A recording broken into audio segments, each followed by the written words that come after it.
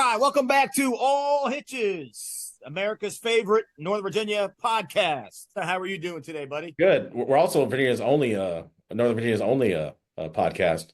So now I guess we are also not only the favorite, we are the least favorite. I mean, We're we're the flight of the Concords. We are favorite and least favorite football podcast in the yeah.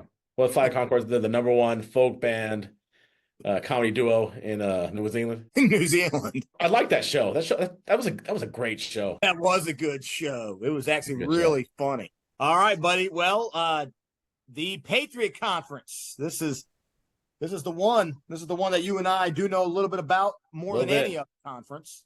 Right. I mean, you're super familiar with all the teams. I mean, I'm pretty sure we're talking about the first pod. You not only have been coaching at Woodson, you are a Woodson alum. You are Woodson through and through. Yeah, Woodson alum. All my kids are Woodson alums. My brothers are Woodson alums. My mother's cousin's best friend's college roommate's a Woodson alum. We're all Woodson alums. It's going to be fun talking about the Patriot District today. It is. I mean, yeah, we said it 2 days ago or two podcasts ago. We said this. The Big Ten. If the Concord is right, and what do we say? If they're the SEC of Nova, then Patriots the Big Ten of Nova. Yeah, absolutely. A bunch of traditionally powerhouses in there as well, right? I mean, I think you can look at all the schools and think to yourself, there was a dominant team in all those places at one time or another. Oh, things have gotten, so darn competitive. Yeah. There's, they all could be playoff teams, year to year. And we're going to kind of get into it today and find out, who do we think this year's playoff teams are? Yeah. It should be fun. Ultra competitive district, and just kind of fun to watch. And a lot of veteran head coaches in that division. I mean, I think we talked about that although the last, we talked about a few pods ago about just the amount of wins among all those coaches. It's got to be pretty impressive. You have some guys who've been to quite a few places and been successful at quite a few places as well. So it's not like they've only been able to pull off one place. They've gone to multiple places and been really successful. That's actually a good point. Between just some of the older guys that are there, and I say older guys, I guess we're older guys too nowadays. Yeah. We're not young anymore. My beard is more gray than it is black anymore. So we're not young either anymore. But the veteran coaches in that conference, Coach Pannoni, Coach Taylor, Coach Henderson, and Coach Barker's got a good amount of wins under his belt now too. He's kind of starting to move up there. Coach Doc, right? Coach Doc. Coach Doc at Braddock, and I'm probably missing somebody else. The rest of the guys, probably haven't been to their schools nearly as long, but they're also starting to rack up the wins. At West Potomac, Coach Louisville, and some of these guys are starting to kind of move up there. It's a rogues gallery for sure. And they've been kind of dominating their region for a long time, right? Right. 2 years ago, 7 teams out there made the playoffs, and only one. And then, and we've talked before, we talked about the National, the Nationals kind of struggles. The Nationals only gotten one team, I think we said 2 teams or 3 teams in the last 7 years to get past the first round. Right. So, the Patriot is just strong top to bottom, just kind of, and looking at what the head coaches had to kind of say, they all kind of say the same thing, right? That the Patriot is a dogfight, day in, day out. You don't get a week off. You don't get a week off in the Patriot. No, not at all. Not at all. Well, let's get into it. Let's start, we'll start the bottom of the bracket from last year, and we'll kind of work our way up. All right. We'll start in Alexandria City. Yeah. We're going to remember the Titans right now. Yeah, so Alexandria City, had probably one of their roughest years. They've had quite a while, 0-10 season. But they played really young, right? They had a ton of young players out there, so I think a lot of times the decision is, well, let's play young, and I feel like we've talked about a few teams. The teams that struggled last year seem to have a pretty overwhelming theme of it, of playing guys who are young. They played freshmen last year. They had freshmen playing up on their varsity team, and I don't think going from youth football into varsity football, it's just a culture shock. Oh, for sure. It's tough. But I'll tell you what, they got some big dudes. Yeah. Looking at the roster, Coach Huey does have some solid guys. Yeah. You got a guy named Vigo Vera, 6'5", almost 240. Oh. William Jamison, 6'5", 240. Yeah. James Kelly, 6'3", 250. Man. And then the beauty of that is you got some road graders there. And then you got Chase McKnight, who just got his first offer, by the way, recently. Oh, really? Yeah. We'll try and look it up on the Google machine in a little while and kind of see if we can update that. Yeah. But running behind that line, you got Chase McKnight running behind that line. That's impressive stuff. Yeah. And they have two receivers who are 6'2". Two receivers. I mean, they're going to be giant coming out, and I think the thing for them, and I think the proof is they played South County really tough in their game. South County was pulling away, but they pulled them away really late. They were just really impressive. They were impressive to play that, and it kind of shows you what they are capable of doing, right? Yeah, that score was 6-0 at halftime. Yeah. I remember watching that thinking, man, that's a solid looking AC team. Just give them a year or two, they're going to be freaking a force. Yeah. Guys that you were talking about, Nate Solku, receiver, 6'2", 160 pounds. Lucas Callahan, 6'2". Another lineman, Tahir Cooper, 270 pounds.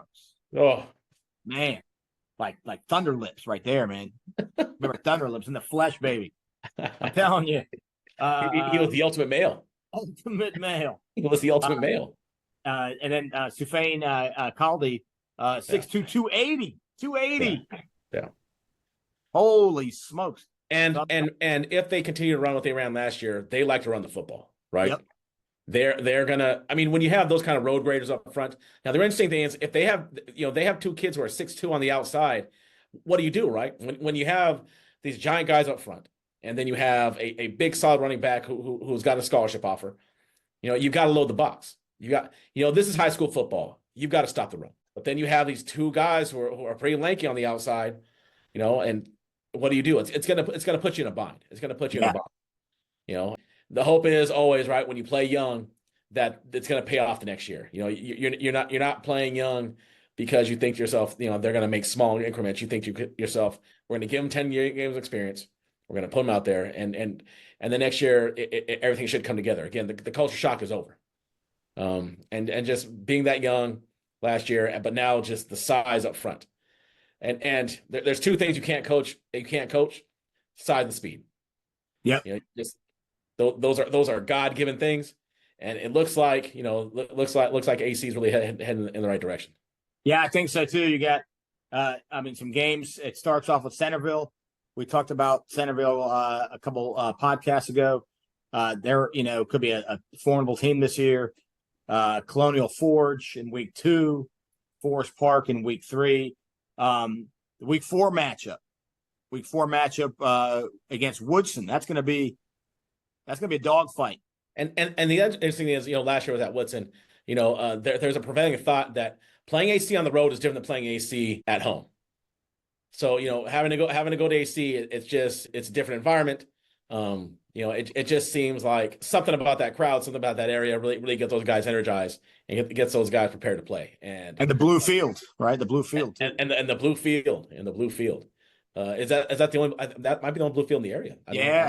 I heard birds crash into the field a lot, thinking that is you heard that from me.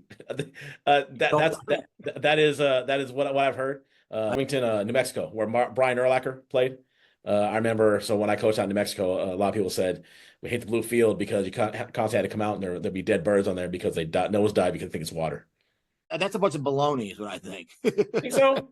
I don't know. It sounds hilarious. I mean, it makes sense, right? Science. I don't know. I want to believe that. I want to believe that people go out there and yeah. I guess people have birds. They end up with a tough stretch though. They got West Springfield, South County, Braddock, West Potomac. Robo, and then Fairfax. That's a tough way to end the year.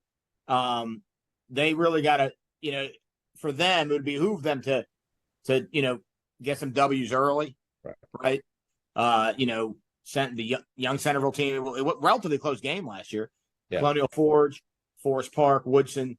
It'd be nice to get some of those early because it's just a tough stretch late in the year. But I think that's going to be, and I think as we go through each team, that's going to be the overreaching theme of the Patriot District, right? I mean, that's a good point. It's there are no weeks off. There are no weeks off. You got to earn it every week. You got to be ready to go. And I think we talked before too, right? Old savvy coaches and a bunch of them. Yep. All kind of know, how to get their teams prepared. So you really gotta be on your game, and you gotta be having your kids ready to go and fight through. And they're just a year removed from a playoff appearance. I mean, that's true. That's true. Just the year before they were in the playoffs, and what they have, solid run game, big guys up front. And when you got big guys up front who can block, not a lot of teams lose with those. In fact, no teams lose with that. I mean, if you got a good offensive line, it looks like they got some big guys up front. It's really going to bode well for them. Yeah, so good things ahead for Coach Shuey and his running game and running back and Power football. So I look forward to watching that this year. Yeah, absolutely. All right, moving on to your Woodson Cavaliers, Coach Mesa. Yeah. So, Woodson last year went 1-9. But they were in, it's really weird talking about this because obviously I was there at least for the first 4 games. First 4 games? Yeah. No, first 5 games.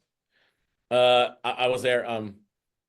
They were in every game. I mean, it was I want to say 14-7 going into the third quarter against Yorktown, a solid Yorktown team.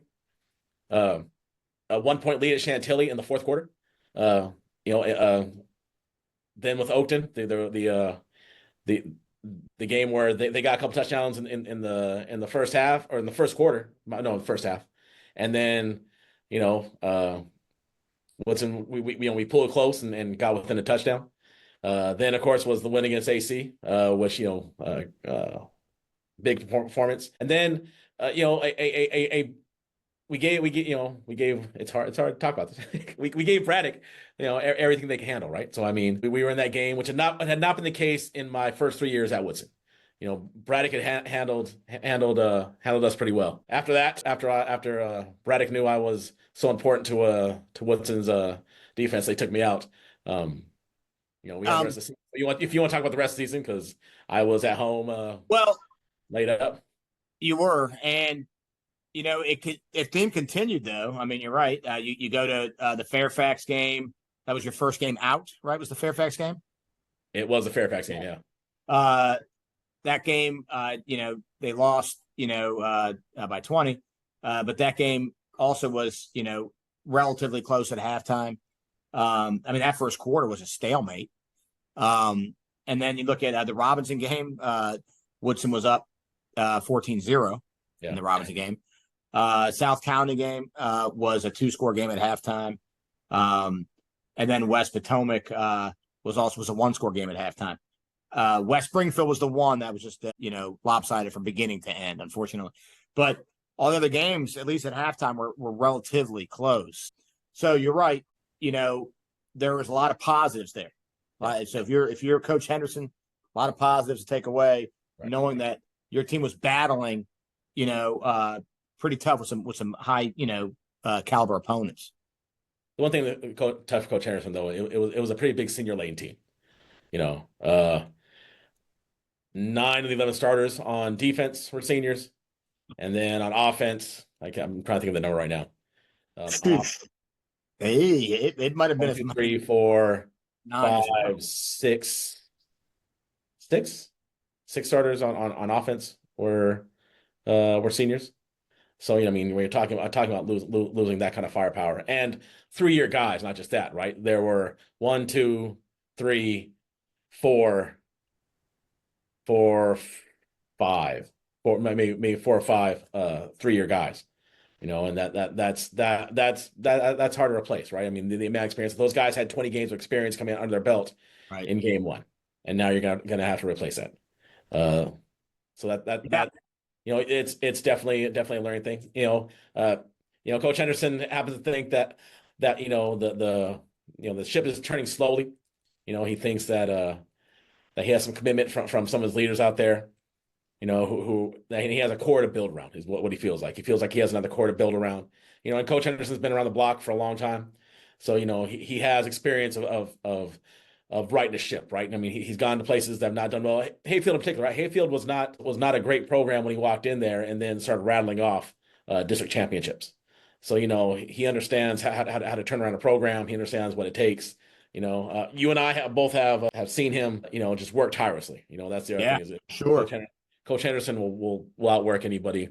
I'll put my money on him. Outworking people than anyone I could possibly think of. But losing those seniors, and Kai Sanchez was an all-region defensive player. I mean, for a 1-19 for a guy who all-region, that speaks a lot to what that is, and it's gonna be hard for him to replace. Defensively, I think he has a couple guys who are the two returning starters. I think are going to make big strides with Brian Arrieta and Bryce Goldtree. Bryce started as a sophomore, and he showed a lot of promise. And it's hard for a sophomore to play in that spot, especially with a bunch of upperclassmen. He essentially was the only non-senior skill guy that started on defense, and I think that's going to be big. Yeah, I think the issue is going to be. And I know you're speaking to the defense. You were the DC, for anyone who doesn't know. You were the DC last year for half the season. Yeah. But the issue, talking to Coach Henderson, and him talking about some of the gaps that are left behind. I'm kind of looking over it right now. And quarterback obviously is going to be. We'll get into that, a little bit. As far as who becomes a quarterback this year, you got a couple young guys who been in the program for a couple of years now. Yeah. And this is their chance to kind of grab the bull by the horns and go. But you're losing a 3-year starting quarterback, a lot of experience. You mentioned Kai, right? You mentioned the DB Kai, but then you have Kai on the other side of the ball was also the receiver. Him and Aiden had a great connection. Yeah. And that's going to hurt. And then you got 3 of your best linemen, right? And Peter Fan and Jason Kim. And Mateo Rojas.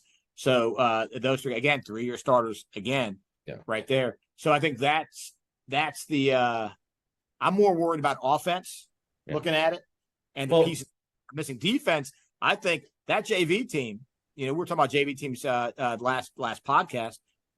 The Woodson JV team was actually pretty solid, especially defensively. Right. Well, I think it's going to lean heavily on Gabe Castro. Gabe Castro. 3-year guy, right? Gabe Castro played a ton as a sophomore. He took almost every snap last year as a junior, and so now this is his chance to kind of carry the team. And I think that I think Coach Henderson's probably gonna rely on him to kind of help carry the load, especially for a young quarterback coming in early on, right? So I think him. I think Nicky Smith is another person who I think is going to be out there. He's going to do well for him as well. Also defensively though, he has Jeremiah Randall coming out for him, and again, because we have all this inside information on Woodson, that kid works. That kid works his heart. I mean, you tell him to run through a brick wall and he'll do it for you. And he'll do it the best you can. And that's the kind of kid that leads by example. Jeremiah is a quality individual, and I think he's going to do pretty well for him as well. Well, yeah, Coach is really high on Randall, and like you said, great kid. He's high on him. He's a couple of other guys that I know he's high on. You mentioned Bryce Goldtree, DB, and then who probably see some action on offense. And then and then Jem Sandino started last year, the big tight end. Kind of reminds me of Ricky Dudley from Ohio State, who's drafted in the first round. A big guy, can block, can run with the ball, can kind of do a little bit of everything. Sandino, young guy too, only be a junior. Yeah. Goldtree, young guy, only going to be a junior. Eritrea, young guy, going to be a junior. That's a solid little core there, And they're in good hands. Coach Henderson's a wily veteran. I'm sure he's going to be scheming stuff up like crazy for him offensively.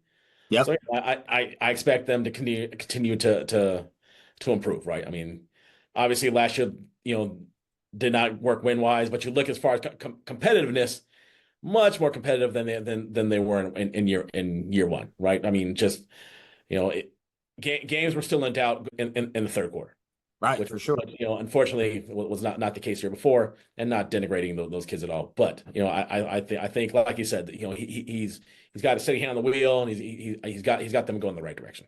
Yeah, I'm looking forward to seeing what the old the mad scientist cooks up in the lab. God bless.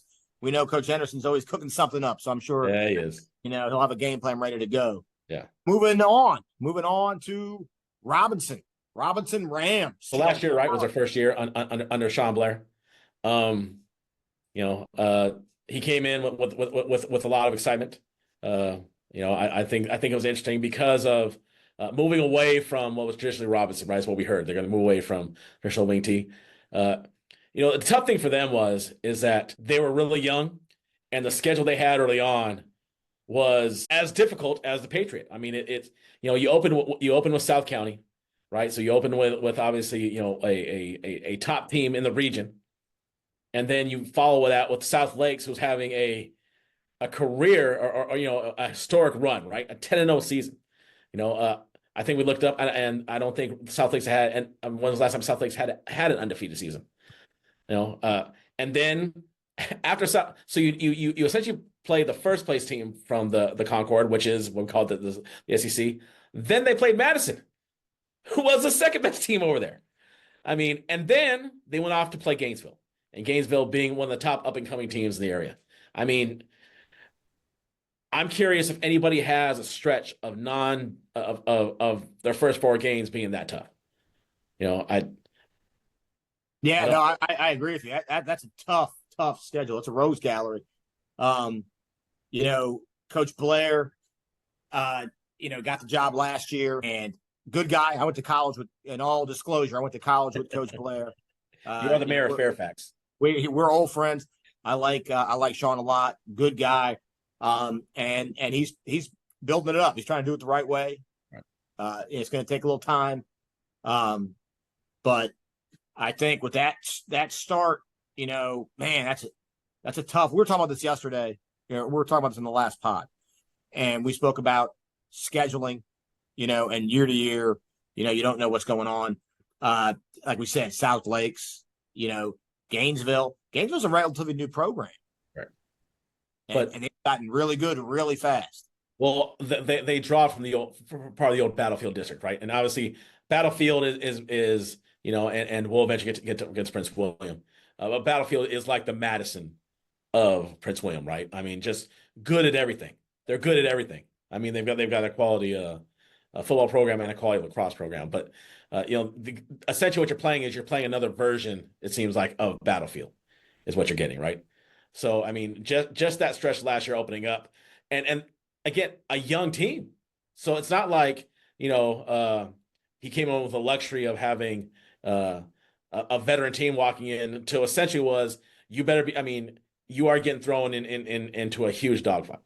So playing that schedule was tough, and then the next week they end up playing Westbo, and they win. They get the win, and I think that's all partially because of who you had to play, and I'm not denigrating, and we'll talk about West Potomac in a minute. But when you play those kind of teams, eventually you come back and play a team in Westpo and are able, the kids aren't necessarily overwhelmed by the talent, and Westpo was talented. Don't get me wrong. Yeah, I mean, Robinson's defense was legit last year. Yeah, I don't think anyone will argue with you on that. I mean, that Westpo offense, we'll talk about Westpo next, was explosive. Yeah. And that was a 7-3 ball game that they won. And they won it essentially on a pick six almost. Yeah. It was an interception. Now the young athlete who made that interception is now gone. Yeah. He's transferred out. But that was a good defense. Yeah. You got the next week, West Springfield. We know West Springfield was a good team last year. And that kid was explosive. Yes, and that's a 6-point game. Yeah. 6 points. So that, and then they win, and then they're down 14-0, right? They're against Woodson. They're a 1-win team at that point. So kids kind of probably have their heads hung, kind of bummed out. And then now you're thinking, okay, we can beat Woodson. Robinson's always owned Woodson historically for the most part. And Woodson's up 14-0 at halftime. If you're Robinson, you're like, you would think they'd have their heads hung, but Sean, they didn't quit. Coach Blair made sure they didn't quit, and they come back and win that game. Yeah. I mean, impressive, and again, I think, and while those 4 games are tough, it gets you battle tested, right? It gets you battle tested and ready to get in their fight. So I think that they did as well. They followed up with playing Fairfax, and a good Fairfax team, and we'll get to Fairfax in a minute. A really good I mean, obviously, the region runner up, so I mean, impressive as well. They then go to AC, and they beat AC pretty soundly, and then end the year with Braddock at 37-7. I mean, if they beat West Springfield, they're in the playoffs. Yeah, they are 7 points away from being in the playoffs after really struggling early on. At least really struggling early on.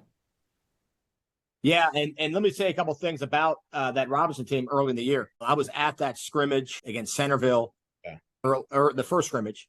Yeah. And Daniel Scaparetto, his twin brother. There's twins. Jackson Scaparetto, the quarterback, broke his hand or his finger in that game against Centerville. He didn't play until the Woodson game in whatever, week 6 or whatever that was. Yeah. So he didn't play the first half of the year. They didn't have a quarterback. Yeah. And that's tough in this day and age. It's not like every team has, 2 and 3 quarterbacks. Vince Evans will come off the bench to save your That's right. seat. That's right. Earl Morrall's not coming off the bench. Okay. So, but they have Jackson Scaparetto back. And again, full disclosure, I know the Scaparettos, from Youth League. I know their dad from Youth League, good family, dual sport kids, lacrosse kids, actually really high level lacrosse kids as well. Yeah. So they're bringing them back. They're bringing the set of twins back, the receiver and the quarterback. They're bringing Keegan Zalester, which they like a lot at receiver and DB. They are graduating the Moreland twins, the 2 gigantic D tackles that they had, and they're moving on to play collegiate ball. So, they are losing some size, but it's Robinson. They always have some size. Well, it sounds like also, the younger players he has on there have really kind of embraced the culture. And what he told us is that it seems like they really kind of got into training and kind of working, and again kind of buying into the Robinson tradition, right? Which Coach Blair is quite familiar with. So it seems like paying the young guys last year and then getting those 2 brothers back, or getting the quarterback back is going to be huge for them. The tough thing is that Murderers Row. Now, we're not sure about South Lakes. We've heard some good things, but obviously it's not the same team. It's not the same team they had the year before. Whereas it seems like Robinson's going to have the kids coming back, so maybe they're going to have the upper hand on them. South County, Madison, and Gainesville are just going to be, what they are. But here's the thing: even most coaches will be like, I don't believe in moral victories, but if they go in there and they're competing, now all of a sudden, the kids will start to believe, right? Where the year before it was not very good. Now all of a sudden they seem to be in there fighting. And I think, based on what, Coach Blair has kind of told us, it seems like that's where they're headed. Yeah. And one thing about Coach Blair, the one we talked about this with Coach Vossler, coincidentally, former Robinson coach, but we were talking about what kind of offense is Westfield going to run. Well, going into year 2, I'm kind of curious what kind of offense is Robinson going to run. Yeah. I think he's got his quarterback now, and he probably had to make some changes on the fly, obviously, last year. Right. So he's got his quarterback healthy now. He's got everyone a year under his system. So, do they run more traditional Robinson stuff? Do they try and kind of venture away from that, kind of spread things out a little bit? It'll be interesting to see. I know this, when Coach Blair was at McLean, he set all types of records for throwing. I mean, I think McLean's quarterback, when Coach Blair was the head coach, set the Fairfax County, if not Virginia, record for attempts in a game. Wow. So he'll throw it. He'll throw it a little bit. Now, he didn't do this past year. They had some injuries and stuff. but I'm curious to see if what they do this year with that. Well, I mean, when we saw him, I went to that game. I got myself and hauled myself in my wheelchair and went over to that game. I mean, that kid looked pretty impressive. I mean, he could run, he could throw. I think he could be pretty dangerous back there. And in the Patriot, you better have a quarterback. Yep, for sure.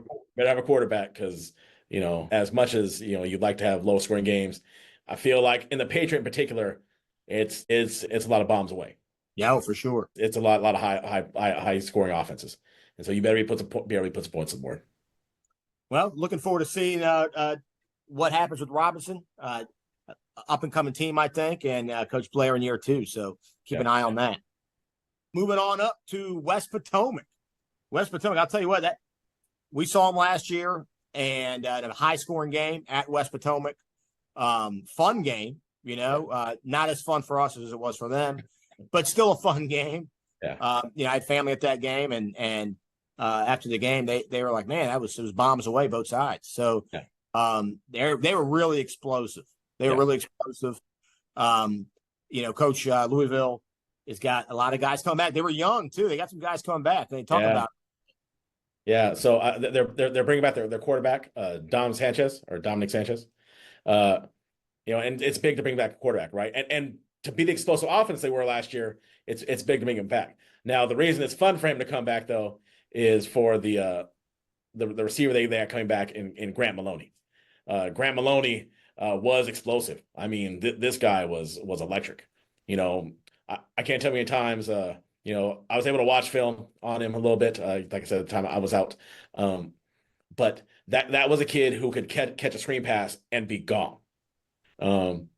He's a two-sport athlete. He apparently is a really good lacrosse player. I think Coach Ashley saw him last year playing lacrosse. He said he was pretty good. Oh yeah. But you bring those two kids back. When you have a quarterback and a receiver like that, especially at the quarterback, right, makes your job a lot easier for you when you bring those kind of kids back. And when you have that kind of kid who can catch a screen pass and give you a 6-yard touchdown. Yeah, and they had a good D line last year. They're bringing a couple guys back, but they also graduating some guys. Yeah. But just looking at West Potomac the last couple of years, something in the water out there. I'll tell you what, there's been all credit to the West Potomac area because it's not just football. It's football, it's basketball, it's lacrosse. I mean, lacrosse. And again, full disclosure, my oldest son is one of the Woodson lacrosse coaches. So obviously I go to a lot of the games, and they've actually gotten the better of Woodson the last 3 years. So I feel like West Potomac has really turned it around in a lot of the boys sports, and they're playing really good athletics in general right now. Yeah. So last year they opened up with Mount Vernon, and again I am fairly certain I can't find the box score, but I remember them being down to Mount Vernon. I remember them being down to Mount Vernon early, and they kind of stormed back. Now that's kind of a rivalry game. Again, it's the old college football. Oh, two rivals, you got to throw the records out the window. You got to throw the records out the window. So I'm sure they got it for that game. And then Centerville played them really tough. So you weren't exactly sure who West Potomac was at that point, right? Because thought was we didn't know who Mount Vernon was. Centerville was really young, but they were Centerville. So you weren't really sure who that was. And then the next week they kind of have a lull in their season, right? They lose a big one to Braddock, and then they lose a really tough one to Robinson. But I think, like you said, Robinson's defense was really good. Nobody really knew that because they had a bunch of young guys who were trying to get ready against a better team. And then they lose a tough one to Fairfax. But it was a really tough stretch. But again, we're talking about the Patriot, right? You're talking about a district where you've got to bring your A game every day, because if you don't, at any time anybody can get swiped, right? Then they had a big win against Oakton, and then kind of a shootout against West Springfield. Yeah, the West Springfield game, two explosive teams. Yeah, two explosive teams. Some of the fastest backs and receivers in the Patriot last year. Yeah. And then you got the AC game. They won that. The Woodson game. The West Springfield game too. It was 14-10 at the half. 14-10 at the half. West Springfield scores in the third quarter, and then they both put up 2 touchdowns in the fourth quarter. So I mean, that kind of shows you the tit for tat between those two, and against a really good West Springfield team, right? Against a really good West Springfield team. Now they end with South County, right? And then the playoffs. You know, what a game, huh? Wow, they could have won that game. Yeah. Now I'm you could say it's really tough for a team to beat someone and then get them the next week. The old adage, right? In football, it's really tough to beat a team twice. Yeah. Not only that, though, you've got to beat them 7 days later. Right. You get them again at the exact same place. It's one of those things, where now when you're the winning team, okay, well, how do I think they're going to adjust? Whereas the losing team is like they're making the adjustment. Right. So you've got to guess. You've got to guess on how you think they're going to adjust because you don't want to throw out the game plan.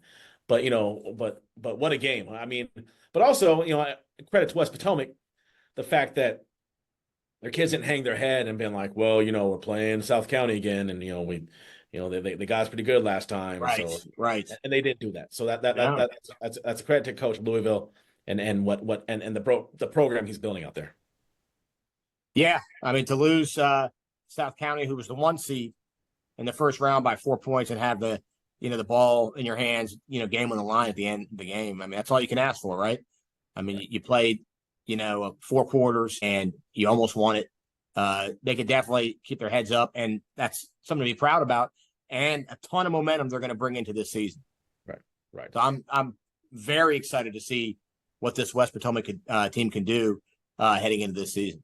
Yeah, so bringing those plays back. So one of the best games early on might be that Mount Vernon West Potomac game, right? I think we talked in the last pod about how good Mount Vernon's skills are coming back. We're looking how good West Potomac skills are coming back. I mean that's got a chance to be the game of the week. I mean those two teams, pretty explosive rivalry game. I mean those guys out there who are looking for a high school game to go to, right? That might be good. Now, I don't know if West Potomac has a good snack bar. I personally, every time I go to Scout, I think to myself, how good is their snack bar? There's a team, off topic, there's a team in San Pedro, California, Mary Star. It's in San Pedro. And they have fish sandwiches, grilled fish sandwiches, fresh fish. We don't do that here, buddy. We don't do that here. No, we do hot dogs and popcorn. Keep it simple. A game you might want to go to. I mean, I don't know. Maybe someone out there can tell us how good West Potomac's snack bar is. Maybe they have something great. I don't know. Yeah. I like a good snack bar. But I'll tell you right now, that game might be really exciting. Yeah, might be really exciting. So a big game in the Patriot for them is going to be them in West Springfield, right? West Springfield's bringing back explosive players. Yep. They have explosive players. Obviously, they scored almost 60 points between them. Now these guys are seniors. Yeah, you might want to watch out again. Another game later in the season. That's going to be in October, right? It's going to be might get a little chill in the air. I don't know. Leeward weather right now. Who knows what we're going to get? But you might get that October chill in the air, right? I mean, looks like it might be exciting.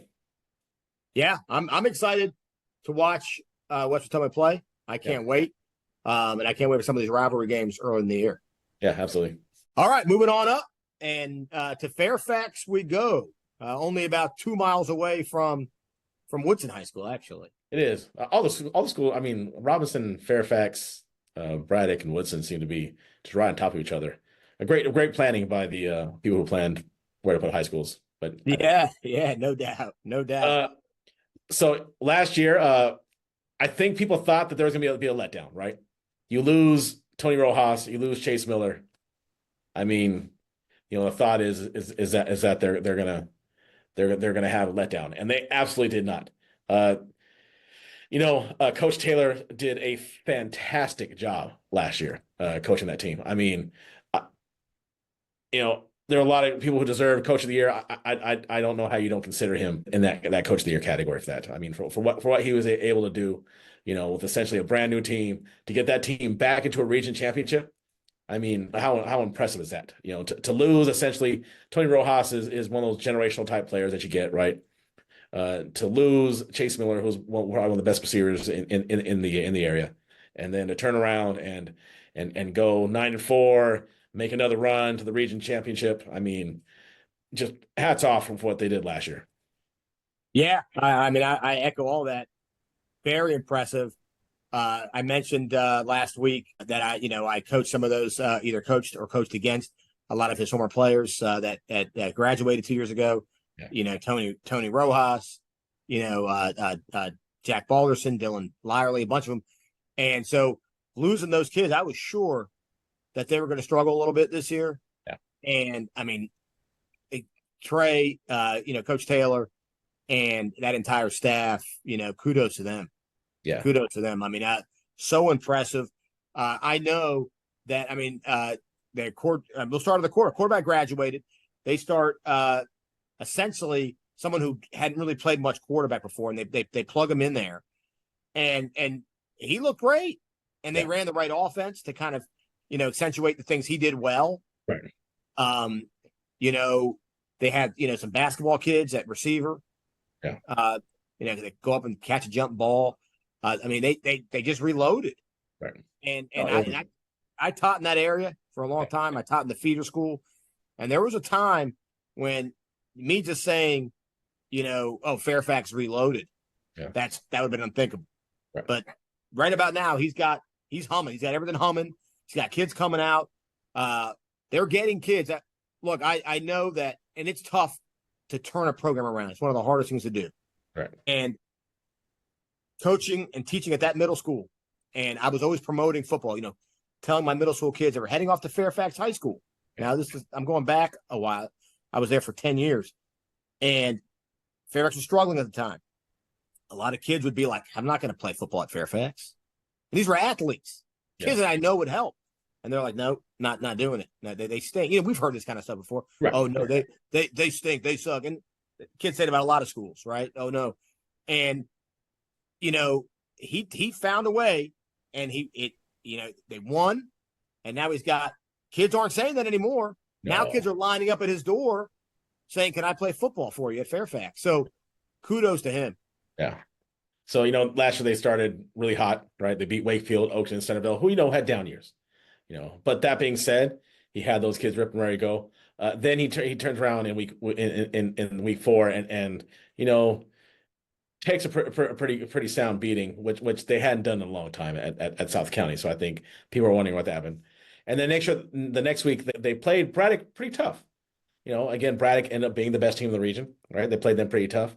And then they go on another tear, right? They beat West Potomac again. We just talked about West Potomac being a pretty good football team. They beat Woodson. They then beat Robinson, and then they end up losing, to a really good West Springfield team, and they close the season beating up on AC.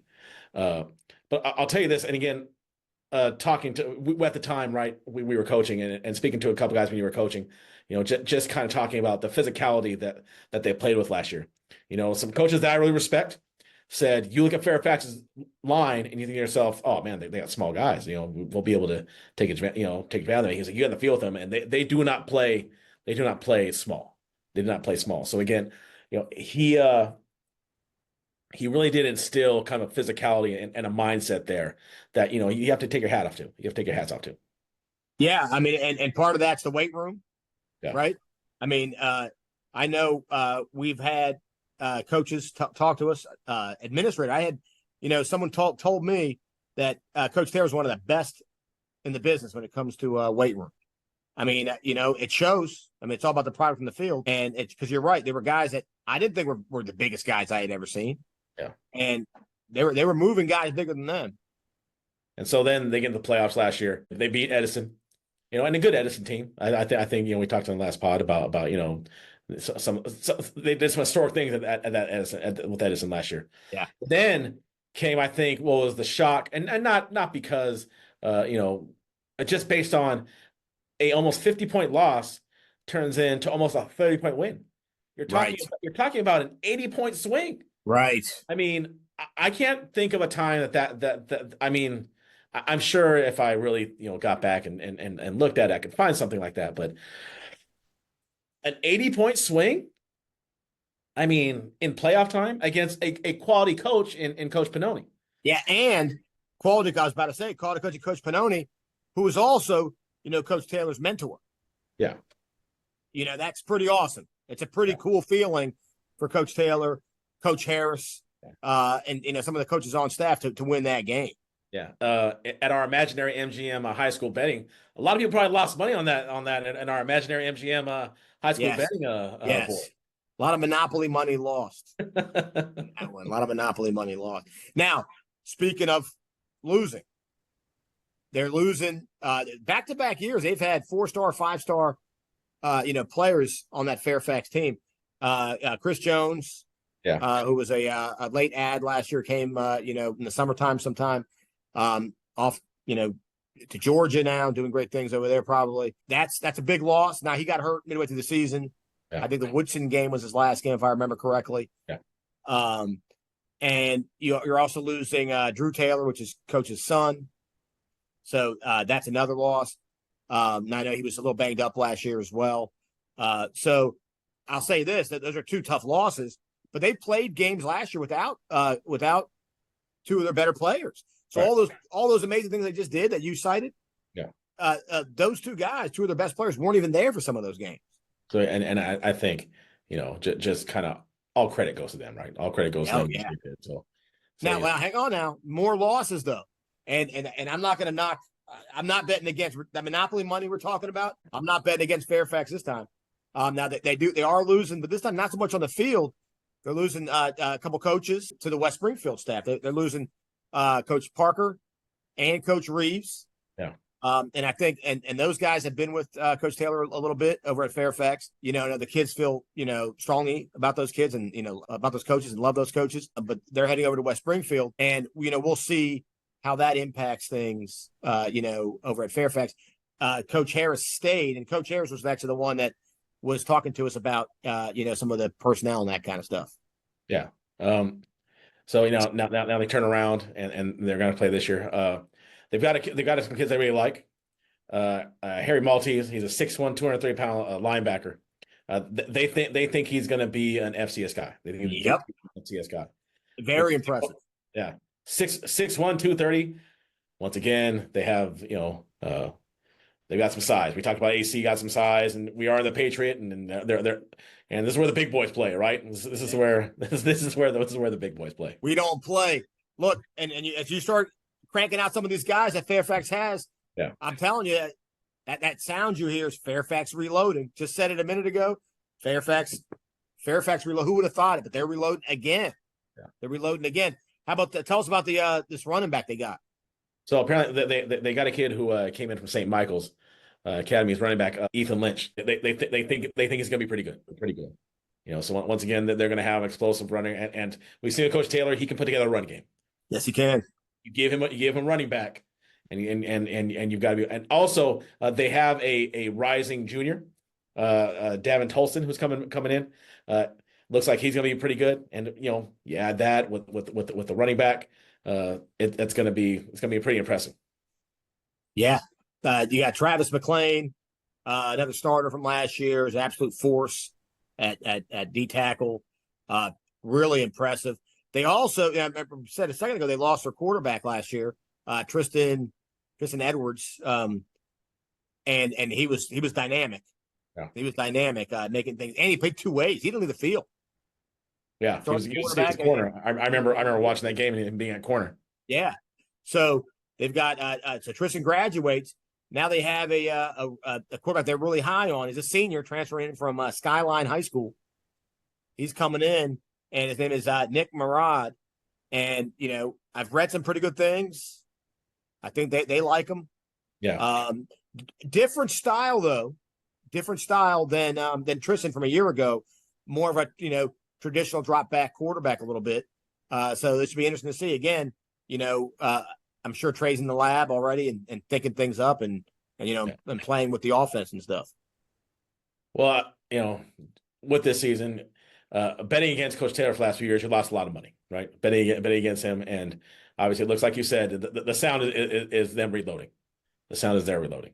Now, before we and we're going to move on to the next team here in a second, but one guy they were really high on, and we have to mention it. New student, freshman. Yeah. Malik Rashad. He's 6'3", 245 pounds, freshman. Oh. And they say he's got a chance to be a starter this year. And they think maybe down the road, if he works and puts in the work and grinds, he could be a Power 4 kid down the road. That's impressive. Yeah. So again, like I said, the sound you hear is the sound of Fairfax reloading again. Yeah. Look out, Patriot. Here comes Fairfax. Yeah, sir. All right, moving on up to West Springfield. Yeah. So all right. So West Springfield last year, with an 8-2 regular season record, really explosive, really explosive on offense. They had the region off, or was it the district offensive player of the year and the district defensive player of the year, if I'm not mistaken. Yeah, they had the D lineman, O lineman, and obviously the scat back. Yeah, Mark Anthony White. I mean, he was electric. Lightning. I mean, lightning. Yeah, he was really good. They started a sophomore at quarterback. They started a sophomore at quarterback. Brian Walrath at quarterback. So and both those kids were not seniors. I mean, they have two guys back there who can really play. Just look at their schedule last year. They opened with Hayfield, which we'll talk about their schedule, what's going to be like for them next year. But last year they beat Hayfield pretty soundly. Then lose a really tight game to South County, right? 14-9. But we know South County obviously very well coached. Got some players out there, so playing South County is always tough. They then have kind of a letdown against Oakton. Oakton having a down year last year. Well, they shut Oakton out though in that game. They did, but it was relatively close for a while. For that. I think in box score. Yeah, it was 17-0 at the half. It was 17-0. They jumped out to a 14-0 lead, and then they only scored 10 more points. They scored 3 points in the second quarter, not scoring in the third. So but Oakton being a Concord team, right, is still going to have a quality opponent. They then win a tight one against Yorktown. And a good Yorktown team, right? What sold me looking at these games, each week by week. Yeah, that South County game. When I saw that in week 2, I was like, wow, yeah, that's a battle. And there's many times where South County would have kind of beaten a West Springfield team, pretty handily. Right. And the fact that that was a close game, West Springfield could have won that game. I walked away thinking, oh, these guys are for real, I think. And they showed it week by week. They continue to show it. No, yeah, they absolutely looked well. They played well, and also it's showing kind of their versatility, right? It's kind of showing their versatility as they go through. They can win close games. They can win blowouts, right? So I mean, it's one of those things where they're kind of winning different, right, week to week. They then turn around and where are we at? We're at AC. They had some big wins. The Robinson game, Robinson playing pretty tough, but we talked about how good Robinson's defense was. They then play West Potomac, and we've talked about the West Potomac game. They then 41-37 against Lake Braddock, right? Lake Braddock obviously proved themselves to be the best team in the region. But what an explosive game to go to. Another close game. I mean, their losses. You look at their losses. They lost 2 games in the regular season, and that was by a combined 9 points. That's impressive. Yeah. I think we gotta give Coach Parker his due here. He's built an impressive team. Oh yeah. Well, I mean, West Springfield for the most part, had kind of struggled for a little while, kind of jumping around a 500 football team for quite a few years. I mean, they hadn't won more than 8 games since 2014. Well, they had back-to-back years, so obviously 2022. But I'm just saying, we'll just take this team as being the measuring stick. But another team that has improved on their record every year there, right? Yeah. Again, they were hovering about a 500 football team from about 2014, and then all of a sudden, about 2021, they start to take off, right? Yeah, and we mentioned it last segment talking about Fairfax.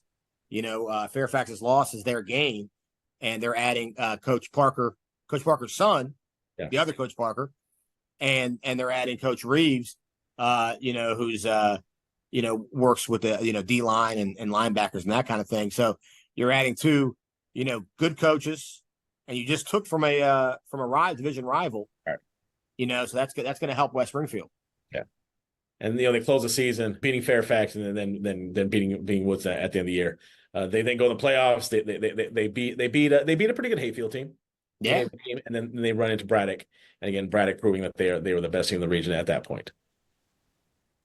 Yeah, I'm excited to see West Springfield. I mean, right out of the gates, week 1. I can't wait. Week 1, Hayfield, West Springfield. Let's go. Yeah. Well, I mean, they've got explosive athletes. So again, you have Brian Rawath coming back, sophomore quarterback. Going to be seasoned, ready to go. It seems, for those of you guys who've been watching social media, he's been going to a lot of the camps. If you watch, seen some of the stuff, he looks like he's ready. Looks like he's ready to kind of take next leap. And he did throw for 1,500 yards, 14 touchdowns. You expect a better year out of them, and then of course the running back White. I mean, the running back White is just one of those guys where, I mean, the guy averaged 9.3 yards a carry. 9.3 yards a carry. Wow. You're telling the guy gets a first down every time he touches the football. Wow.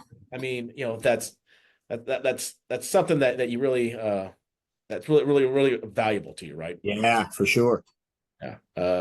Now the question is, right? He only had 15 receptions last year. Is he going to be involved more in the pass game? Because obviously, with a guy like that, you want to get him in space and let him fly.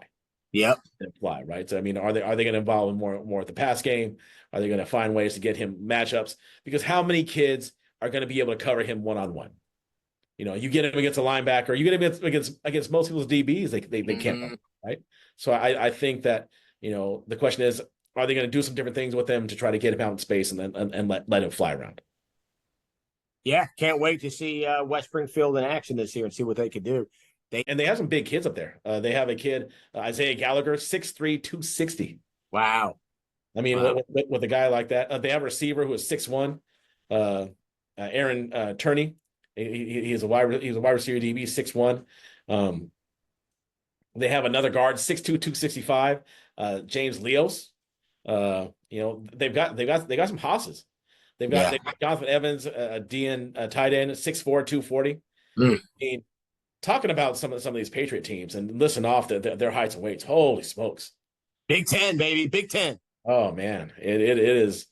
It is, and take your minutes how you want it, right? Do you want explosive, wide open offense? They got him in the Patriot, right? You got it with West Springfield, right? You want to ground and pound, run down some of the team like we talked before about Fairfax. I mean, just looking at when doing these previews, just looking at some of the athletes that the Patriot has, you're like, oh my goodness. I mean, it's expressive, and West Springfield again poised to have another big year this year. Yeah, well said. Well said. Heading to Lorton. That's where we go next, my friend. We're heading to South County, home of the Stallions. So South County, the return of Coach Pannoni, and I think I may have talked on earlier pods of me and Coach Pannoni have a connection at Rio Rancho High School. Coach Pannoni, obviously quality coach, right? I mean, he goes from leading South County to a state championship, and then goes to New Mexico, and then leads them to the state final game. I mean, how many guys can say they have jumped states and played in state championship games? I mean, I don't think the list is probably pretty small. He's legendary. He is legend. He's the Patriots. Heck, forget the Patriots. He's Nova's kind of he's our Don Shula. He's our Belichick. He's our Tom Landry, right? I mean, he's the guy. He's a Hall of Fame coach. Got the field named after him, by the way. Yeah. At South County. He's won a state title. He's been to multiple state titles. Yeah. I mean, what hasn't he seen? Right. Just quality coach coming back, right? again, I heard great things about him. And the one thing you'll hear about him is his attention to special teams.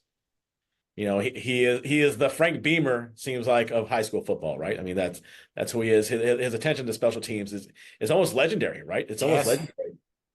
I think, the first time that we saw him at Fairfax, one of the big things was like, special teams better be ready, because if they're not, he'll find the weakness in it and he'll exploit it, right? Which, I think goes to his credit, how a lot of coaches overlook special teams, and he sees the value in it, right? He sees the value in it. And so, that's definitely something that is kind of unique almost to him, right? His attention to special teams. Oh, for sure. For sure. I mean, they're a in and out. They're a power every year. They're always a threat. We did the Concord a couple episodes ago, and we talked about Westfield and their pedigree.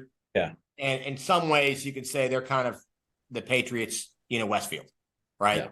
I mean, they've just been such a dominant team for so long, and they just kind of turn it out. They just turn out, great players.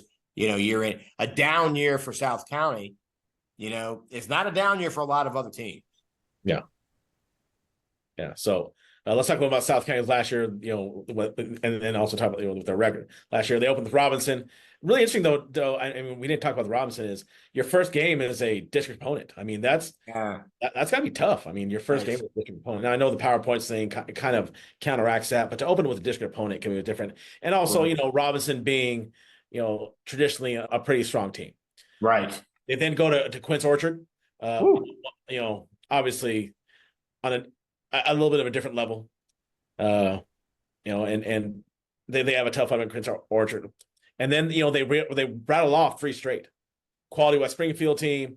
Obviously, we talked earlier in there about Fairfax, and then they go and beat up on a Hayfield team. And that Hayfield game is a little bit of a rivalry game, right? Those kids kind of grow up on the border near each other. I'm sure a lot of a lot of those kids know each other. They probably played youth football together.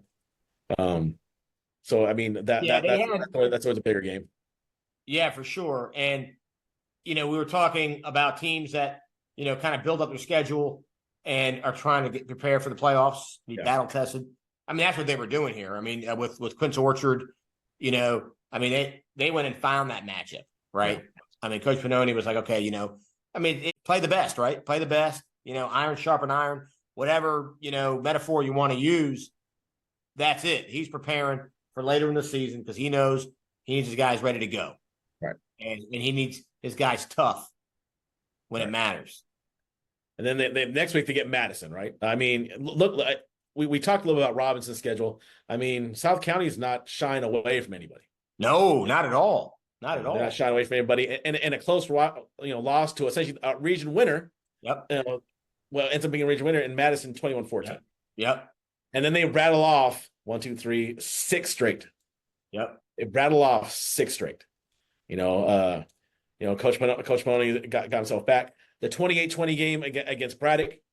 I know that those two teams have been kind of rivals probably for the recent past. Right. Those two teams have been rivals, and those are two. We talked before about games. You want to go see a Braddock South County game. Just because you're going to see some quality football and some quality coaching there. Yeah, and that team. I know we talked earlier about the loss to Fairfax in the playoffs, and people might say strange to that. What'd you say? 80-point turnaround. Yeah. I mean, that's a tough pill to swallow. I mean, if you're Coach Pannoni and South County, but and there's always reasons for things. And I'm not saying just them. Everyone's got injuries that time of year in November, but they did have injuries. I mean, they had their all-star running back was injured the week before. He broke his leg. Really, really bad injury. He's a great lacrosse player. He didn't even play in the lacrosse season. No, he didn't even play in May. Yeah. So it was a bad injury. They lost him, and they also lost one of the receivers, who's also coming back, by the way, in Tyler Orth. He didn't play all 10 games last year, so they had they were banged up a little bit. I think their quarterback, who's graduating, Jordan Denton, I think he was a little banged up too. So they did have some injury concerns. We'll talk about more in this season. So they lose Jordan Dennis Jordan Tennis's a 3-year starter. So replacing your quarterback, can be difficult. So Tyler Orth did play some quarterback though for them. He actually did take some snaps at quarterback for them. So I'm curious if that's going to see, but he was their top receiver. So I guess it's going to depend on if Coach Pannoni is going to change up the offense at all, if he's going to change to a little bit of a different style, if that maybe you put your athlete at quarterback. We all know South County has a lot of talent. The odds are he's not thinking himself about moving guys around. When they have the kind of explosive talent that he has there. But Tyler Orth had 60 catches for 1,000 yards. Yeah, he was a stud, absolute stud. 17 yards. I think we talked earlier about the running back White from West Springfield getting a first down. This guy was getting 20 yards every time he caught the football. Outstanding. That's pretty impressive. Now they are losing most of the guys who did run the football for him. So the question is going to come with them is what are they going to do, right? I mean, they're going to need to find a new running back. It's going to be a kid who probably hasn't got a whole lot of varsity carries. They do have Miska at quarterback, and actually he's a younger sibling of a Miska that played there a few years back. Okay. So you're thinking, he's got good pedigree. You're thinking he'll come in and probably at some point, become their quarterback. So you got a young quarterback. I think he's a sophomore. Yeah. So that's good. That's good for them because Jordan Dennis did it as a sophomore, kind of 3 years. So they're probably hoping, okay, we got this Miska kid in here. He'll play the quarterback the next 2 or 3 years. So I think hopefully for them, the quarterback situation, won't be in flux because they'll have their answer there. They are bringing back I think their best player, maybe Hunter Malecki. Oh, holy smokes! This guy, D lineman, linebacker, 6'4", 250 pounds. He's a machine. Yeah, he's a machine. Whatever he hits, he destroys. Kind of like Ivan Drago. Right? Drago. This guy can hit. Another guy, Jordan Mahaney, 6'4", 240. O lineman. Those are some studs. So you got Tyler Orth, you got Malecki, you got Jordan Mahaney. And then you got the young quarterback, and then it's South County, right? It's South County. There's probably just a numerous amount of guys that talk about reloading. They reload. Yeah, they reload. And look what they have, right? They have a veteran coach, talented players. They are going to be they're going to be in the mix. For years to come, and next year in particular, right? Yeah, next year in particular. Now, while they have some question marks they've got to fill, I think we're all pretty confident. No one's going to take South County lightly at all. No one ever will. Now, Coach Pannoni, he got back to us, and he did mention that he did emphasize they're going to be young. Okay, yeah. They're going to be young. So, and we know that. You got a sophomore quarterback. You're going to be young. And then he did mention. I think one of the emphasis that he's got for not only for this year, but also program wide, right? He mentioned he wants to really, emphasize leadership, right.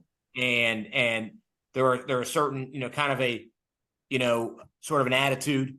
Right. That, well, that I think he said he wants to bring the culture change back to what he had when he left.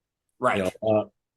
I guess he feels like the things that were going on there, how things have changed. He didn't get into that, but he felt like, and when you've been coaching as long as he has, I'm sure there are certain way of things that how he wants the program to operate. When Coach Rolander came in, I'm sure he had the way he wanted to do it. I'm sure it was similar, but probably not to what Coach Pannoni wants. And so I'm sure Coach Pannoni went in there, and when his name's on the stadium, he wants to make sure that program runs the way that he wants it to run. Right. He, as a wise man once said, his name is on the marquee, right? His name is on the marquee. His name is on the marquee, and he wants things a certain way. That's going to be his emphasis. He's been gone, came back, got year one. Now he got kind of, dusted off a little bit. Now he's ready to go year two, and he's ready to freaking build a young powerhouse again to go dominate. And I'm not betting against that monopoly money we're talking about. I'm not betting against Coach Pannoni in South County either. But I think we're talking last one. How exciting is it going to be to watch Hayfield, South County? It's going to be phenomenal. Another game. I think I'm going to go ahead and going to roll up to again. Hopefully, I don't know if it's Hayfield or South County. Hopefully, we'll have a good snack bar. And I can't quit talking about food. I don't know, man. I'm hungry. I don't know. It's going to be something. I mean, that matchup is going to be. You mentioned the other day. You said Ric Flair, Hulk Hogan. That's that's NWO versus the Four Horsemen. Yeah. I mean, that's WCW versus WWE. I mean, whatever you want to say, right? It's going to be fun. I want to see the old school Monday night graphic where the two helmets that rise up against each other and smash at each other. Yes, that's going to be South County and Hayfield. Oh, I can't wait. Now, the only bummer with that, right? The only bummer, and it's still going to be great. He said it himself, right from the coach. They're young. Yeah. They're young. You know, so the Hayfield squad might be a little bit of a veteran team. You know, whereas Coach Benoni's kind of building up the South County team. You know, he's got some veterans, he got some seniors, but he said they are young. So that's going to be the only bummer, but it's still going to be fantastic. Yeah, it's going to be fun. It's going to be fun. All right, so we are going north. We're going north. We're going to Lake Braddock. Lake Braddock, the reigning region champs. The reigning region champs. Wow. First region championship in over a decade. In over a decade. You know, which is surprising, right? Because when you think about, this region's football, you think to yourself, Lake Braddock, right? I mean, what Coach Doc has done over there has been fantastic. He is building a machine. He's building a machine, Lake Braddock's done well for a lot of years, but he's really kind of gone over there and kind of put his stamp on the football team. Yeah, I mean, I love what Coach Doc has done at Braddock. Got the region title, got the monkey off the back this year, right? Yeah. Winning that region title, deservedly so. I mean, he's really done some great things since he was at Woodson. He left Woodson, and he's done great things at Braddock. They've got guys playing all over the place at the collegiate level. I mean, all over the place. Everywhere I look, I'm seeing Billy Edwards. I'm seeing, he's got Daniel Leposki. He's got all these guys playing. It's kind of It's become kind of in some ways sort of quarterback right? A little bit like I mean, you go back to at Braddock. I mean, you go back to Henderson. Yeah. Caleb Henderson. You go back to Daniel Leposki, Billy Edwards. You had Kyle Edwards. You had BJ Quigley. Yeah. We can go on and on. They've had legitimate Niebert. They've had quarterbacks. I mean, every year it seems like they always have a quarterback. And now we're going to get into that in a second. I can't wait. Yeah. Well, also, I mean, just last year's team, right? They had 8 kids going to play college football. 8 kids. Wow. I mean that kudos to that program, right? 8 kids to do that, which was really impressive. Just the things they're doing over there right now are hats off to him. What he's doing over there, he's building a solid program, and he's doing. It looks like he's trying to do it the right way, right? I mean, he's trying to go over there and really put his own stamp on the program, how they run things over there. And so, the people that we know really love to working for him. They all have really fantastic things to say about him as well. Lake Braddock is definitely going to be a force to be reckoned with this year. This year especially. I mean, man. They were young last year. Yeah, they were young last year. We didn't have the podcast, obviously. We were coaching last year, but you and I spoke about it. And last year was maybe they'll take a little step forward and they'll be really close to winning the region, but they won't. No, they did it all year early. Yeah. Now they're bringing everyone back, and even some younger guys who part of the team, and they're going to be a force this year. Oh yeah, absolutely. So let's kind of get into how they went last year, and then we'll kind of talk about this year. So they opened up with Colgan team out in Prince William, and then if I remember correctly, it was close early on. It was close. It was close. It was close early on. It was 2019 at the half. Yeah, 2019 at the half. And we'll get into Prince William hopefully in the next few pods. But then they pulled away at the end, right? I mean, Lake Braddock does what Lake Braddock does, and they kind of pulled away at the end. They then back-to-back games, Madison, Westfield. I mean, that is again similar to Braddock. Right? I mean, similar to South County. That is them saying, you know what? we want your best shot. We want your best shot. Not a lot of teams will be willing to take on those two teams on back-to-back weeks. I mean, that is them, kind of taking on all comers. They lose one to Madison, but they turn around to a pretty good Westfield team, and they were able to beat them in a low-scoring game. Right. And they beat Westfield their own game there. Yeah. 9-7, just an ugly ball control, type game, and hard nosed, and they win that 9-7. Right. And then they rattle off 5 straight wins. Good West Potomac team, a relatively close game with Fairfax. They beat Woodson. In what was a close game at the half, and then they kind of pulled away. Once again, showing kind of that championship medal, right? But that's what championship teams do. They're able to take on some adversity, and then in the second half, kind of turn it on, and they seem to do that as well. No doubt. They get a pretty big blowout win. Then comes that shootout with a explosive West Springfield game. So what's really interesting about their season last year is that they go they beat Westfield 9-7. They in a dogfight. And then they win a shootout with West Springfield, 41-37. I think that's at the point in the season when you have to look. I think last year you looked at me, you're like, okay, they can play however you want to play, right? I mean, if you want to play high scoring, they can do that. If you want to be a slugfest, they can do that as well.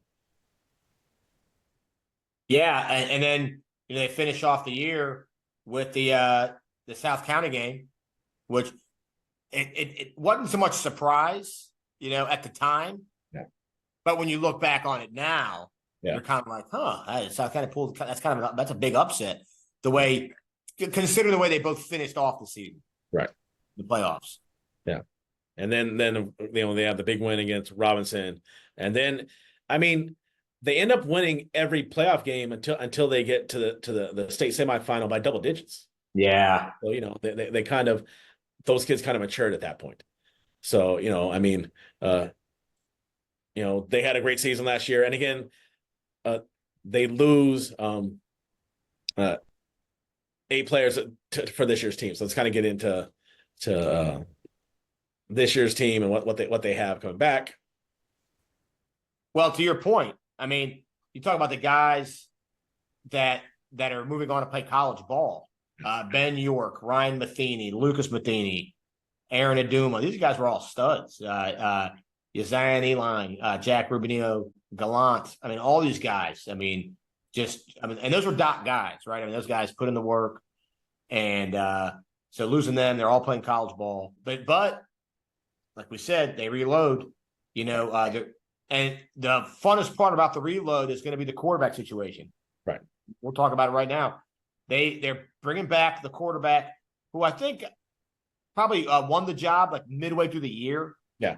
They were kind of going back and forth with the senior and then Mike Service, who was a junior. And at some point, and it might have been the Woodson game, but at some point, Service kind of took the job and they didn't look back and took him to the region. And now, meanwhile, they had Ty Jackson, who we saw he played was their JV quarterback most of the season and their backup varsity quarterback.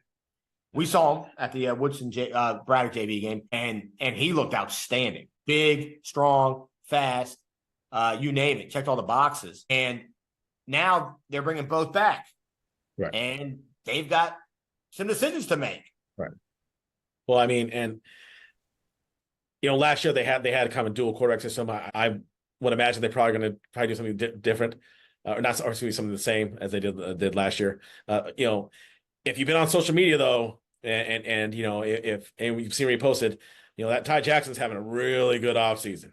Yes, he is. Really good offseason. He looks really good. It's going to be interesting, a quarterback battle, right? I mean, that's probably what's going to be. I'm sure, Coach Doc has got some things cooking up to make sure that, he takes advantage. You want to take advantage of all the players that you have, right? And so, yeah, if you have 2 kids like that, I'm sure, the thought process is of how that's going to play out, but also the fact that, you're going to need both those kids to win football games. You need both those kids in order to win football games. That 100% correct. And you look at it, there's an old saying, right? You have 2 quarterbacks, you have no quarterback. Yeah. That's not correct here. Yeah. It's not correct in this case. And Doc went out of his way to say, I got 2 quarterbacks. Yeah. I mean, he's made it clear that he's got 2 legit, and he does. 2 legit quarterbacks. So And- he's got that. Go ahead. And what's crazy is, with all that, he's got JT Bordeaux, 6'3", 210. So now you got these quarterbacks that you got. They're really good. Oh, well, let me tell you about this monster I have in the backfield, right? Yeah. The leading rusher last year, 6 yards a carry, 759 yards. I mean, just a load. And we got to see that up close and personal. I mean, once they start feeding that kid the football, it worked out pretty well for them against us. I mean, he is a load to bring down. Yeah, JT Bordeaux. I mean, he moved. Yeah, he moved more like a runaway beer truck than a Bordeaux, right? I mean, huge. I mean, he was a big kid, and then we didn't mention the receiver Kai Austin, who's having a heck of an offseason. He's got a bunch of visits and stuff, and he looks phenomenal. Xavier Maine, 6'6'3". Oh my goodness. Oh, I mean, the rich keep on getting richer, huh? And Maine is a William & Mary commit. Yeah. So just and then Braddock so we talked about all these skill guys they have, and then you're like, well, wait, let's talk about the fact that they've got a couple kids, Trent Payne, a D lineman, 6'1", 260, Titus Acole, 6'3", 260, and then Maron Diab, 6'6", 290. You were saving him for last, you son of a gun, weren't you? Oh. 6'6", 290, almost a 300-pounder at 6'6". Oh, wow! I mean, just to look at what they have, and then I'm sorry, we left out their tight end, Zach Hibner. Zach Hibner is 6'1", 210. I mean, and that's Braddock, pedigree. Older brother played tight end there. Was a great tight end at Braddock. Yeah, man, I can't get over 6'6", 290. You don't walk with him; you walk among him. I mean, that's. I mean, holy smokes! There's going to be some battles in the Patriot this year. I mean, look at all these players we kind of listed off. I mean, goodness gracious! I mean, wow!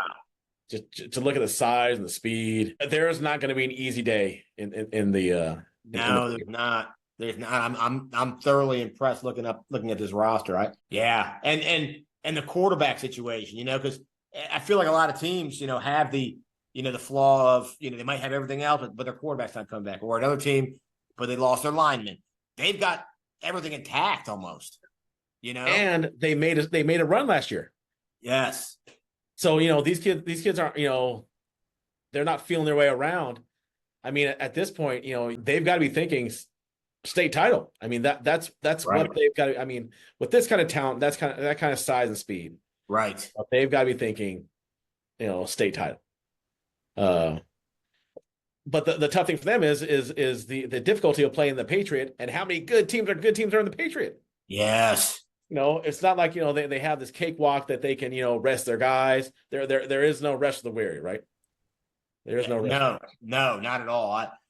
Good luck. I mean, and then week 1, right? We were talking about that earlier. That'll be and this time it's at Colgan, right? So they got to go at Colgan. So they're making the trek out there. We'll know more about Colgan at next week's pod when we get to them. But that should be a fun matchup. And then, but weeks 2 and 3, that's what I was looking at. Weeks 2 and 3, that's going to tell you a lot. Yeah, going to tell you a lot.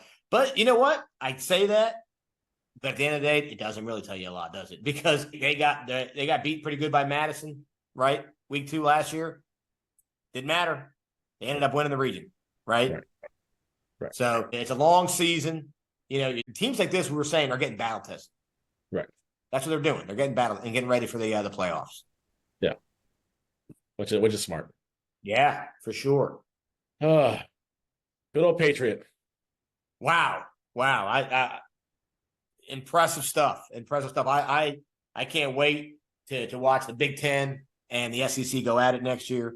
Now, sticking on that theme, we talked about the National yesterday. National's got to be like the you're a Pac guy, aren't you? Don't you say the Pac-10 because we will fight. You're a Pac guy.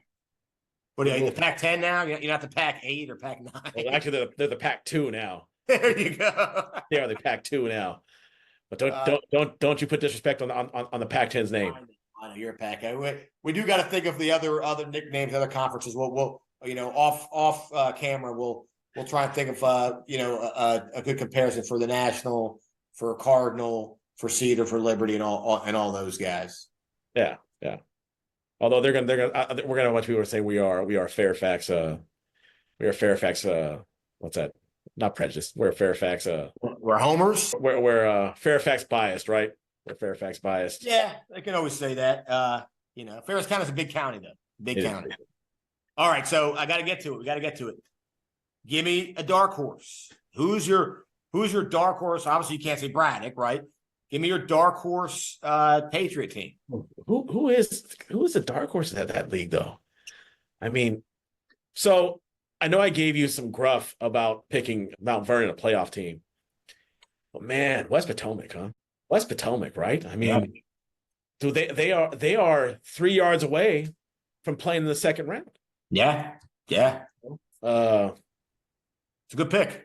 Yeah, I mean, what I'm trying to think which teams. I mean, I'm gonna go with West Potomac.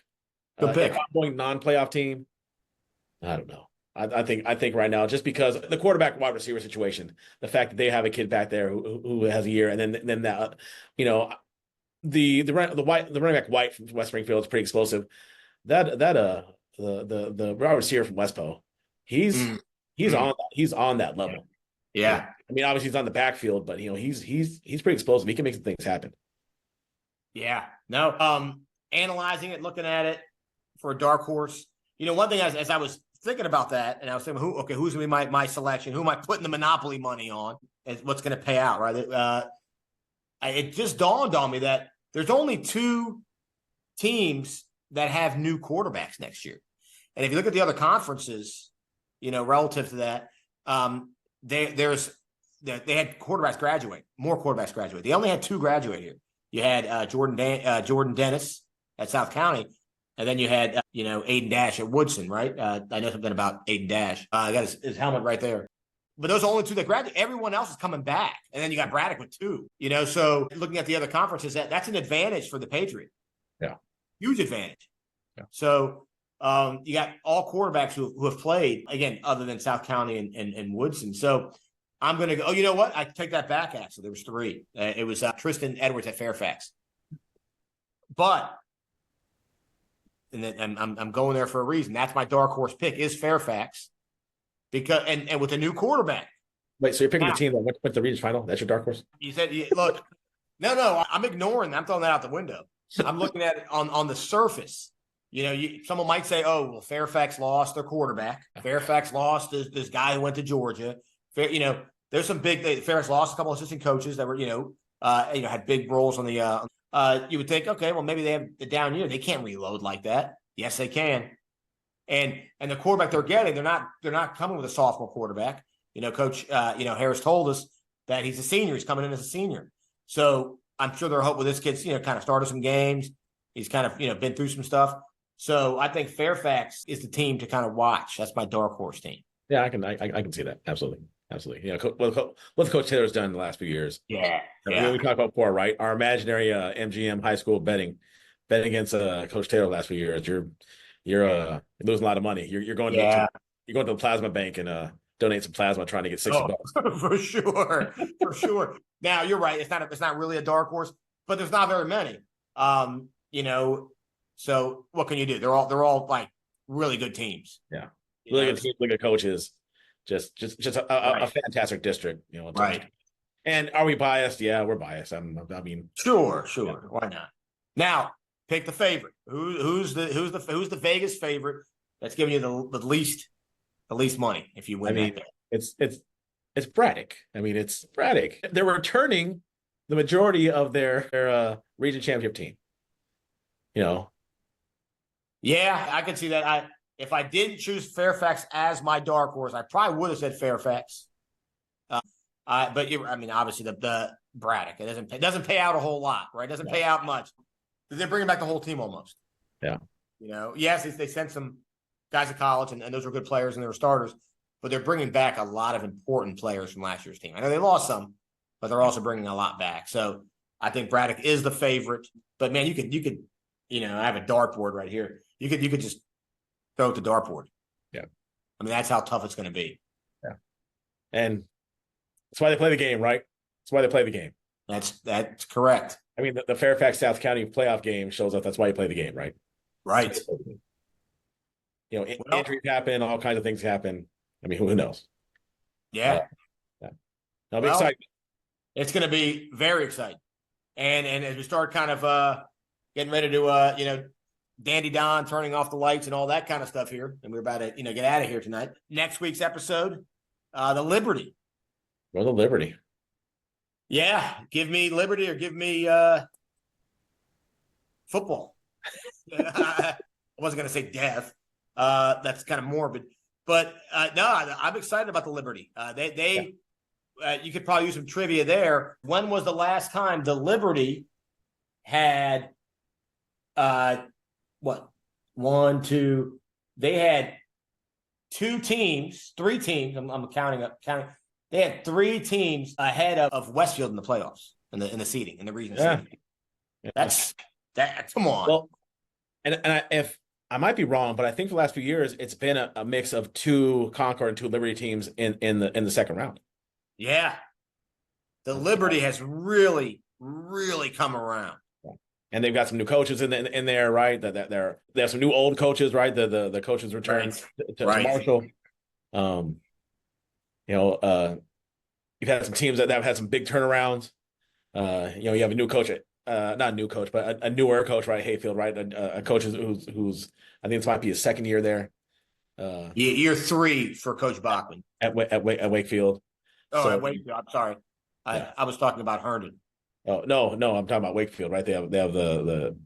No, Wakefield's going to be year 1 for Coach Martin. Okay, so yeah, you have a new coach at Wakefield. So yeah, I mean it's going to be interesting. They're very much it seems like a district in flux where now they're it's an upswing, right? Yes, it's going to be a bigger upswing with them.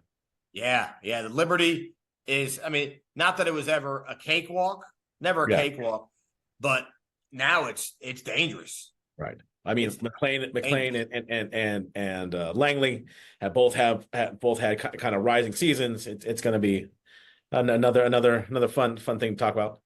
Yeah, no, can't wait. Next week's pod, we get into Liberty, break that down, and continue this our road to the preseason. Right. Our road to JMU. Road to JMU. Road to JMU. They're the hosts. Well, Coach Mesa, it was fun having you in the barbershop today. It was. And we'll continue this next time, my friend. Yeah, same bat time, same bat channel. You got it, buddy. I'll see you next time. See you. Okay, bye-bye.